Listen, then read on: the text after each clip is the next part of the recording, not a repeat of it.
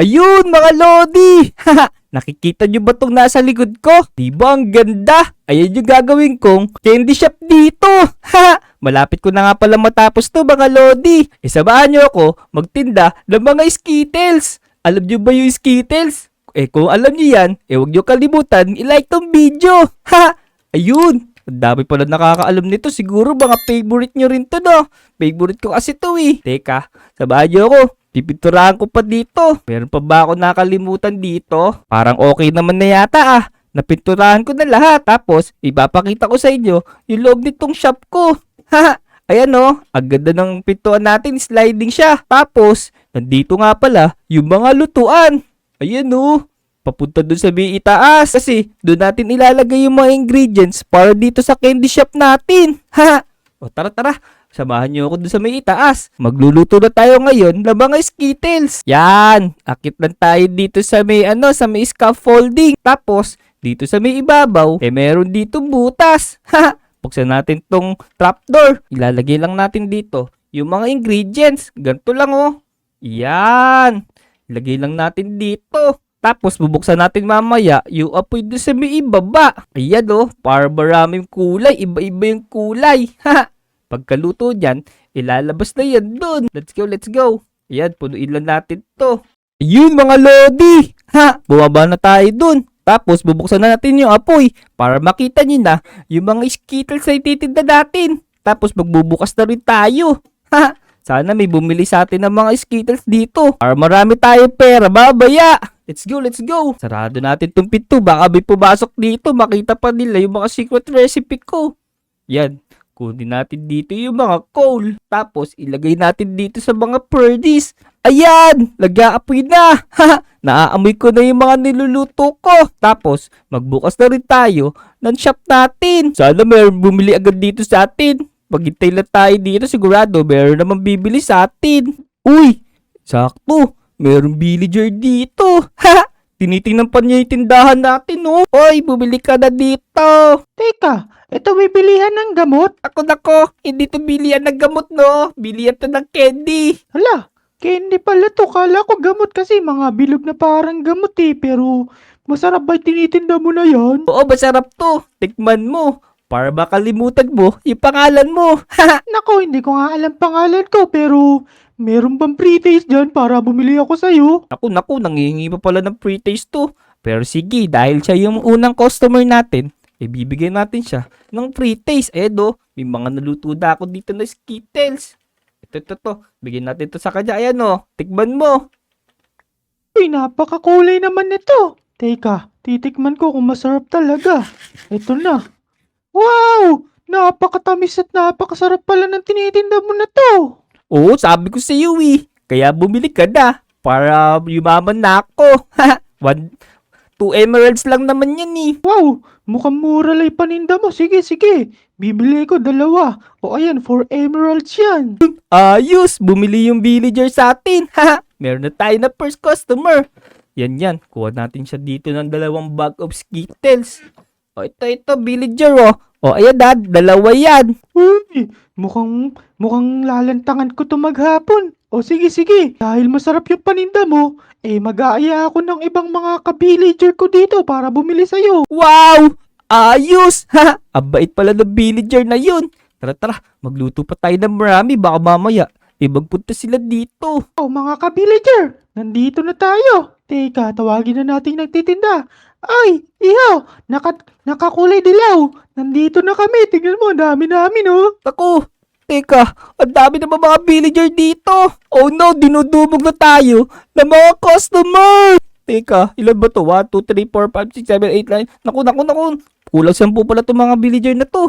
Teka, ano kaya o-order ng mga to? O sige, total ako na nandito sa unahan. Madami na bibiling ko. Pabili ko 5. Ito, bibigyan kita madami emeralds. Yan. Naku. Ang dami naman pala yung order dito. Ay, ako! Pa-order ako ng 20! Ako, 10 yung sa akin. Ako, iho. Damihan mo sa akin. Kung ilan yung matitira sa akin na lahat. Oh, naku! Sobrang dami naman nila mga order. Tara, kunin na natin to lahat. Tapos, ibigay na natin dun sa mga villager para bumalik sila ulit. Tapos, mas marami pa tayo na pagbilad ng mga candy. Ito yung mga order nyo. Mga villager, kunin nyo yan. Ayan. Ayan. Teka. Nasaan pa ba iba dito? Ito. Hagis natin sa kanila para mas mabilis. Yeah! Ayan na, mga villager. Uy, malong villager. Maraming salamat dito Sinama mo pa yung mga tropa mo. Nako, huwag kang mag-alala. Pag kami nalalaman kasi kaming mga kainan, pinupuntahan talaga namin, dinadayo namin. Uy, balik po kayo ulit para mas marami pa ako makuha mga emeralds. Uy, teka. Parang may bago na naman dito sa Lodi Island. Pero ano kaya to? Parang bilihan ng gamot to teka, parang may tatalo na kay Aling Uling sa mga bilihan ng gamot. Teka, tingnan nga natin. Hala, si Big pala to. Nako, si Big pala yung nagtitinda dito. Oy, Big, ano yung pinitinda mo na yan? Teka, munti ka na maubusan. Nagtitinda ako dito kayo ng Skittles. Alam mo ba yun, yung maasim na candy? Teka, Skittles? Parang di ko pa natitikman to. Baka meron kang free taste dyan para matikman ko. Tignan ko kung masarap tong tinitinda mo. Tara dito. Tama, last na to Kasi wala na ako mailuto. Bibili ko ng mga ingredients ko ngayon Ayan, tikman mo Napakakulay pala nito. Wait lang, titikman ko nga. Bubuksan ko na tapos, ano ba laman nito? Wala, mga bilog-bilog pala na malilit na candy to. Ano kaya lasa nito? Wow, napakasarap pala nito, boy. Oo nga, kita mo, nawala-wala ka pa. Naku. Pero wait lang, Dek. Bibili ko ng mga ingredients. Tapos, bantayan mo muna tong shop ko. Sabihin mo sa mga bibili, wait lang kamo, wala pa kasi kamong stock O, sige, ako bahala dito sa may tindahan mo. Sige na, maghanap ka ng mga ingredients para mabigyan mo na ako ng Skittles. O, sige. Diyan ka na muna sa may loob. Pasok ka doon sa may loob. Baka basira yan Tara. Punta tayo doon sa may kabilang bayan. Bibili ko ng mga ingredients para dito sa Skittle shop ko. Tara. Buti na lang dumating si Dick. Siya muna yung magbabantay doon sa shop natin. Tagal na ba umalis ng barko na to? Tingnan niya natin si Dick kung okay lang siya doon. Uy, para nakatayo lang si Dick dito sa may shop ko Buti na lang naglagay ako ng CCTV camera dito. Okay naman pala siya doon. Sana pagbalik ko, nandun pa rin si Dick. Tara, let's go! Oy! Teka! Parang ang ganda nung ano na to ng building na to. Teka, ano ba yung tinitinda dito? Parang bago lang to Ayos. May mabuburautan na naman ako dito. Tara. Oy, may tao dun Kausapin niya natin yon. Oy! Ikaw, nakapula. Ano yung tinitinda mo dyan? Uy, teka, parang may bibili sa atin. Pero, ano yung ibebenta ko dito? Wala pang nagagawa si Big dito. Tsaka di ko na maalam gawin yung binibenta niya. Oh no. Teka, Manong, wala pa po kasing stock. Bumili pa po yung kasamahan ko. Kung okay lang po sa inyo, hintayin nyo na lang po. Nako, ang dami mo naman sinasabi. Ayaw mo lang yata akong pagbilan Magbabayad naman ako sa'yo. Teka, bakit ayaw mo akong pagbilan? Dahil ba ganito yung itsura ng buko kaya ayaw mo akong pagbilan? Nako, ikaw lagot ka sa akin. Babalikan kita. Ang damot-damot pala ng tindahan na to. Naku, hindi po ako nagdadamot. Ang totoo po kasi nito, hindi po sa akin tong store na to, sa kaibigan ko po to. Binantayan ko lang po kasi bumili pa siya ng ingredients. Kaya nga po sinabi kong hintayin nyo para makagawa po siya ng bago tsaka ma-serve po sa inyo. Nako, lumanda kayo sa akin. Kahit sino pa yung may-ari na itong lugar na to, lagot kayo sa akin dahil ayaw nyo akong pagbilan ng candy. Babalikan ko kayo. No, nakakatakot naman yun. Parang nadamay pa ako, nagbabantay lang naman ako dito. Sana bumalik na si Big. Lalalala. Ayos, makapag-restock na rin tayo. Dek! Uy, boy, nandiyan ka na pala. Naku, meron na kikwento sa'yo, hindi maganda, boy. Teka lang, bibigyan muna kitang pasalubong ko. Ayan bumili ko ng hopya doon. Yun, buti na lang naalala mo ako. Sakto, di pa ako kumakain. Medyo nagugutom na ako Buti na pala, marami akong binili. Sakto. Teka, ano yung kwento mo na yun? Importante ba yun? Naku, importante talaga kasi meron dumating dito kanina na customer. Kulay dilaw yung buhok niya tapos parang nakasuit siya. Mukhang mayaman. Bumibili sa akin kaso wala pang stock. Sabi ko hintayin ka kaso mukhang hindi siya makapaghintay. Babalik daw dito, boy. Mukhang manggugulo pa. Manggugulo? Bakit naman siya manggugulo? Di ba sinabi mo lang naman na wala pa akong tindaw Mukhang hindi makaintindi yung customer na yun Bigla na lang umalis nung medyo galit na galit na. Nako, sigurado ka? O sige, Sasarado ko na muna to. Lalagyan ko muna yung mga harang dito sa may ano ko. Sa may bintana. Yan, lagyan natin Kaya dito. nga, tsaka ilak mo na yung pinto.